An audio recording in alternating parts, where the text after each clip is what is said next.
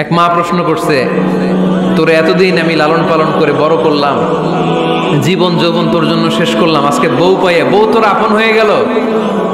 এবার ছেলে উত্তর দিচ্ছে, মা আমার মুখ থেকে মা ডাক শোনার জন্য তুমি কি কষ্টটাই না করছো জীবনে। 10 মাস আমারে পেটে ধারণ করলা, খাইতে পারো নাই, বমি করছো, খালি ওষুধ খাইছো, তোমার পেট কেটে আমারে বের করা হয়েছে, 2 বছর আমারে দুধ খাওয়াইছো, পেশাব পায়খানা পরিষ্কার করেছো, বয়স যখন 3-4 তখন তোমার আমি মা ডাকছি। এই মা ডাকটা শোনার জন্য তুমি এত কষ্ট করছো, আর আরেকবারের মাইয়া এই ঘরে আইসাই তোমার মা ডাকা শুরু করছে। যেই মেয়েটা তোমারে মা ডাকে সে আমার আপন হবে না কেন মা? ঠিক কিনা? এই মা ডাক শোনার জন্য তুমি এত কষ্ট করলা, আমার লালন পালন করলা, 10 মাস পেটে ধরলা, পেশাব পায়খানা পরিষ্কার করলা, এরপরে মা ডাক শুনতে পারছো। আর আরেকবারের মেয়ে জানা নাই চিনা নাই এসেই তোমার ডাকা শুরু করছে মা।